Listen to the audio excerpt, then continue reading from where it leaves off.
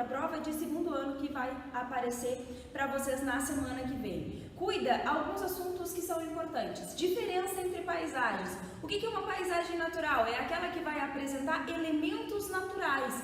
É aquela que tem somente elementos vindos da natureza. Enquanto uma paisagem cultural é aquela que vai apresentar aspectos antrópicos, que o homem modificou essa região. Ele foi atuando, ele foi colocando a sua mecanização do trabalho ali em cima e foi transformando esse ambiente. Por exemplo, as nossas cidades, as áreas agricultáveis, áreas de extração, configuram uma paisagem cultural, uma paisagem que é antrópica. Vocês vão ter também que cuidar para a prova a questão das regiões geoeconômicas do Brasil, que é a classificação do professor Pedro Geiger. Ele classifica o Brasil em 3 grandes complexos relacionados à estrutura econômica do nosso país. Cuida da região Centro-Sul, que é uma região que é bem mais urbanizada, que tem adensamento populacional. Presta atenção na Amazônia, que é uma região que vai trabalhar com extrativismo vegetal. A gente tem que diferenciar uma região da outra. Cuidem esses aspectos, cuidem esses detalhes. Vocês vão prestar atenção, falando em mapas, também na classificação do IBGE, que é aquela classificação que vai dar para o Brasil 5 grandes regiões. As regiões que vão ser classificadas de acordo com os seus aspectos naturais, a sua cultura, as suas economias. 5 grandes regiões em relação a esses critérios. Quando falo em mapa, falo também nas escalas. Peço que vocês cuidem, prestem atenção. O que é uma escala grande, o que é uma escala pequena? Lembra que quanto maior a área, menos eu consigo enxergar, verificar os detalhes daquele mapa. Quando a área é pequena, eu consigo uma riqueza maior de detalhes. Esse beneficiamento vai se dar de acordo com o que o autor quer abordar. Então cuida, presta atenção, analisa, vê se está falando de uma área que é muito grande, o que vem de detalhamento ali na questão. Cuida dessa diferença entre as escalas. Falando ainda em cartografia, lembrem das projeções.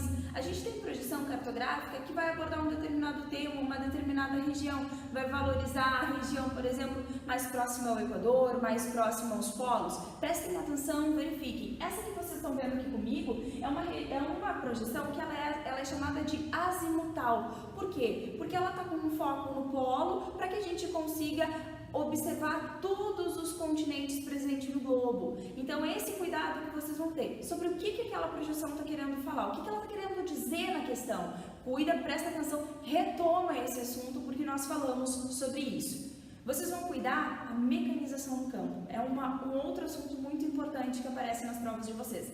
O que isso vai dizer? O que isso nos dá? A mecanização é quando eu tenho a inserção da técnica no campo, no meio rural. Quanto mais técnica eu tenho lá, menos eu tenho a tendência a precisar de mão de obra. Ou seja, o ser humano tende a ficar sem os seus trabalhos nessas áreas. E aí a gente tem o êxodo rural, ou seja, a saída do campo para a cidade em busca dessas alternativas, dessas ofertas de emprego que a cidade vai oferecer. Cuida, mecanização, geralmente vai ter uma necessidade menor de mão de obra no campo e essas pessoas vêm para a cidade, gerando o êxodo rural. Falando ainda em trabalho, cuida da terceira revolução industrial, óbvio, dentro da geografia. A terceira revolução industrial, ela vai falar sobre o quê? Ela vai nos mostrar que a técnica e a tecnologia, elas estão cada vez mais aliadas às suas produções.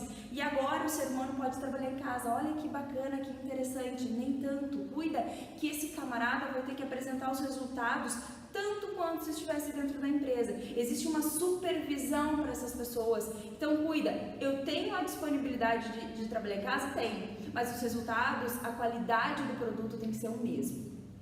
Vocês vão cuidar também dois termos, dois importantes pontos da geografia humana, que é o coeficiente de Gini, ou índice de Gini, que vai trabalhar com as questões de desigualdade social. Ele vai variar de 0 a 1. Quanto mais perto de 0, menos desigual tende a ser o país. Isso é bom, isso é bacana, mas a gente vai ter lá o IDH. O IDH ele vai falar sobre o Índice de Desenvolvimento Humano, levando em conta 3 variáveis. O que vocês vão ver? Saúde, vocês vão ver escolaridade, ou seja, educação, e vão ver ainda o PIB, né? A renda per capita dessa população. Então vocês vão cuidar o seguinte, ambos vão variar de 0 a 1, só que enquanto o índice de Gini mais perto de 0 é melhor, no IDH mais perto de 1 é melhor, porque isso indica o nível de desenvolvimento de um determinado país. Cuida também que no coeficiente de Gini a gente vai estar falando de estrutura fundiária, divisão de terras, se elas são iguais, são desiguais.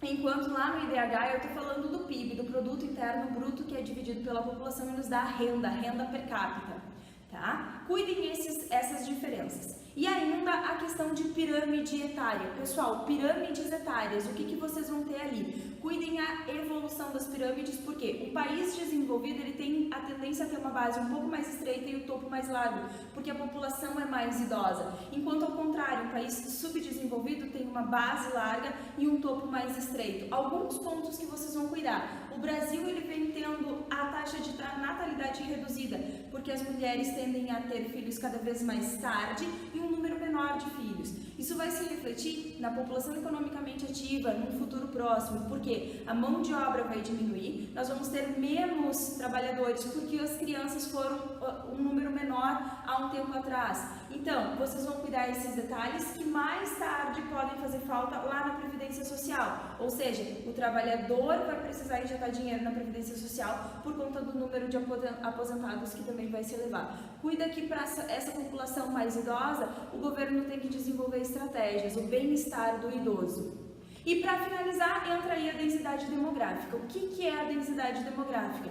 Exatamente o número de habitantes dividido pela superfície daquele determinado espaço, daquele determinado país. Vocês vão prestar atenção que a gente vai ter vazios demográficos de acordo com a localização, mais perto dos polos, por exemplo. E a gente vai ter um adensamento populacional nas regiões mais urbanizadas do globo terrestre. Essas foram algumas dicas, pessoal. Espero que dê tudo certo, que a gente consiga fazer uma boa revisão através das videoaulas. Beijão!